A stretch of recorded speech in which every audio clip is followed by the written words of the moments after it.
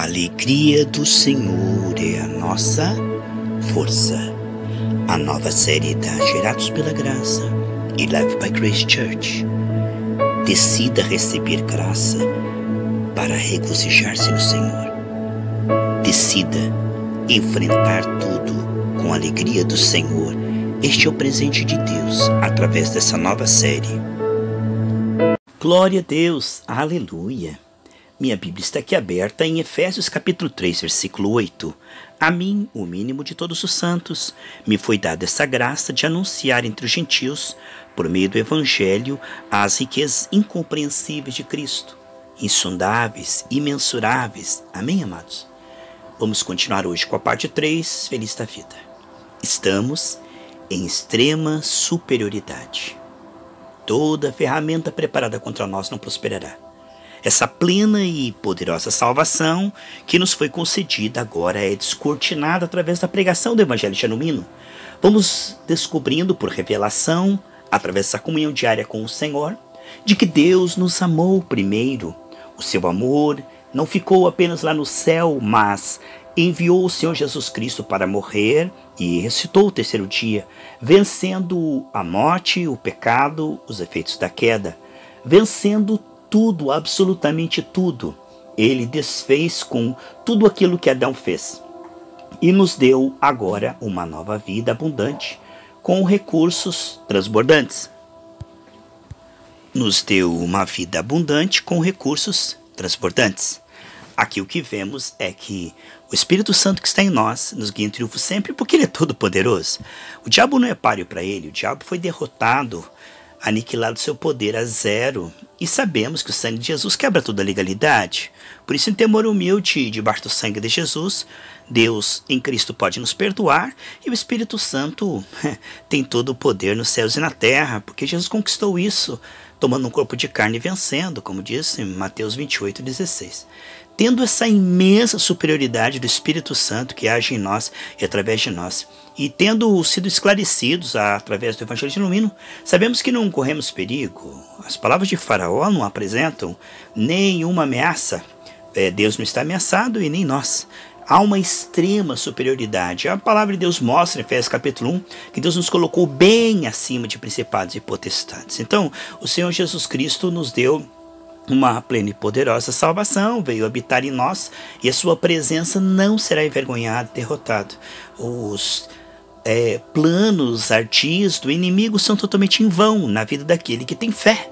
Esta é a vitória que vence o mundo, a nossa fé, porque em Cristo nós sabemos que maior é aquele que está em nós do que aquele que vem em vão contra nós. O diabo pode destruir os ignorantes incautos que vivem preocupados e amedrontados, porque não sabem quem são em Cristo. Não nossa condição humana. A mesma coisa que Deus disse para Moisés. Deus disse, olha Moisés, quando ele perguntou, Senhor, mas quem sou eu para livrar esse povo de Faraó, né? Deus disse, porque eu serei contigo. Romanos 5,10 diz que nós somos salvos pela sua vida. A sua presença em nós não será envergonhada, nem derrotada, nem vai cair diante do diabo. Se estivéssemos sozinhos, o inimigo nos destruiria, passaria por cima de nós como um caminhão. Mas há uma presença em nós. Os anjos do Senhor também estão ao nosso redor. Então, Deus não será envergonhado, porque Ele está envolvido mais do que nós. A sua palavra é a sua honra, e Ele não voltará atrás. Ele não é um homem que minta, que diga uma coisa e depois volte atrás. Vemos, sem dúvida, meus amados e queridos irmãos, que Deus disse para Moisés que estaria com ele e foi, de forma que todas as tentativas de Moisés foram frustradas. O seu poder soberano, entre aspas, foi envergonhado pelo poder de Deus, que é o único soberano. E também Deus prometeu estar com o povo no deserto. Aqueles que creram nessa presença e agiram como quem tem essa presença, Josué e Caleb, saíram do deserto. Aqueles que disseram, nós não podemos, eles são mais fortes do que nós. Então eles, por não ter comunhão com Deus, se viam inferiores, sozinhos, desamparados. Assim foi. Vemos que Davi tinha uma diferença de Saul. Ele andava com o Senhor e percebia a sua presença com ele. Tanto Saul como Davi foram ungidos, mas Davi investia tempo na presença do Senhor, como você está fazendo agora. Louva a Deus pela sua vida, que tem investido tempo com a verdade que liberta, que alimenta a sua fé. Assim como o seu corpo precisa se alimentar, a sua fé é alimentada pela palavra de Deus. Esse é o alimento da fé. Então Moisés foi alimentado pela comunhão com o Senhor, tirou o povo do deserto. Davi tinha comunhão com o Senhor, venceu o gigante e venceu as provas. Já Saul, que não tinha comunhão com o Senhor, vivia amedrontado. Ele via-se desamparado, sem o favor do Senhor, não via o Senhor com ele. Porque a coisa mais triste, meus amados irmãos, é não ter uma vida santificada, porque nós não vemos Deus conosco. Lá em 1 João 2,15 diz que aquele que for mundano não perceberá o amor de Deus com ele. Então ele ora e vê Deus longe, e Deus não está ouvindo, Deus não está me atendendo, eu estou sozinho, eu estou desamparado, eu estou endividado, eu estou doente. É assim que a pessoa se vê, desde a queda. Essa é a ótica que o inimigo colocou, na ilusão, no engano. São fortalezas que geram imaginações, como diz 2 Coríntios, capítulo 10, do 3 ao 5. Vemos que essa frequência do engano só é quebrada pela verdade, pelo conhecimento da verdade. Somente a luz do Senhor dissipa essas trevas da ignorância que está destruindo o mundo inteiro. Então o homem foi livre na cruz do Calvário e não sabe, porque o Deus desse século cegou o entendimento dos incrédulos, como diz 2 Coríntios 4,4. E o que vemos é que aqueles que são esclarecidos e iluminados, desperta e Cristo te iluminará, essas pessoas elas conseguem ver Deus com elas. E ver que o amor de Deus é fiel, confiável.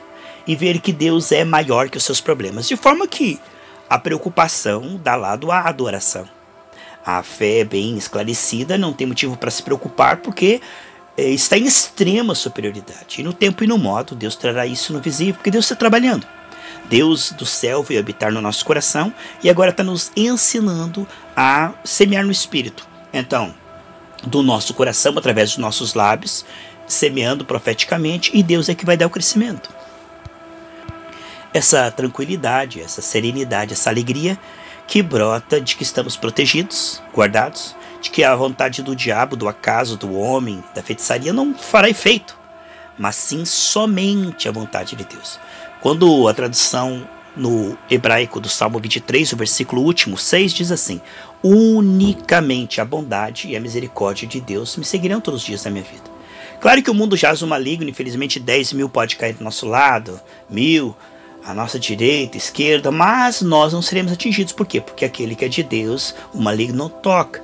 Assim como o anjo da morte veio, lá em Êxodo 12, 23, aqueles que eram cobertos com o sangue de Jesus, o anjo da morte não entrava. Quem entrava pelo sangue era o Senhor naquela casa e protegia.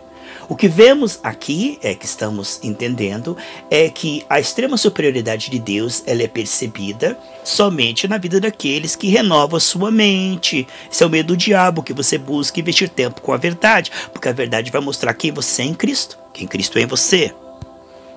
Deus criou esse mundo perfeito e por causa da escolha errada de Adão e Eva, que eram governantes da terra, eles entregaram o governo ao inimigo, como diz lá em Lucas 4,4. Mas Jesus veio e retomou o domínio, um corpo de carne, e deu à igreja. Ele deu esse domínio à igreja, Lucas 10, 19 e 20. E aí o que vemos é que se atribui a Deus toda espécie de males que acontecem só porque Adão entregou o governo da terra nesse mundo que jaz no maligno. Tudo de ruim que acontece diz, soberania, vontade de Deus, é mistério de Deus, Deus é que está operando, não cai uma folha da árvore se não for vontade de Deus, blá blá blá, e atribui a soberania de Deus. Todo o mal acontece neste mundo. Mas na verdade o mundo está entregue ao maligno. Aqueles que se entregam a Deus e confiam e perseveram, só este é que Deus está administrando. Deus está operando na vida daquele que está debaixo do sangue de Jesus, alimentando a fé e permanecendo na fé. Neste, a vontade de Deus, que é boa, perfeita e agradável, vai ser revelada, manifesta. Aí sim. O que vemos aqui em Romanos 8, 28 diz: e sabemos que todas as coisas contribuem juntamente para o bem daqueles que amam a Deus, daqueles que são chamados por seu decreto. O que estamos vendo é que a vontade de Deus não está acontecendo na vida daqueles que estão incrédulos. O que está acontecendo é a vontade do diabo, que está matando, roubando, destruindo. A vontade de Deus ele é manifesta na vida daqueles que se apegam ao Senhor, que andam com o Senhor. Nesses Deus consegue ter liberdade para gerar a fé. Ele é o autor e consumador. Ele gera e depois ele confirma esses atos proféticos. É muito maravilhoso, amados, à medida que temos uma fé esclarecida, que a alegria vai brotando infalivelmente. A fé se transforma em gratidão, a adoração antecipada. Temos tanta certeza que Deus está fazendo e que Ele fará e confirmará e concluirá, que já começamos a adorar. Após orarmos, nós velamos nessas orações com ações de graça, como diz Colossenses 4,2.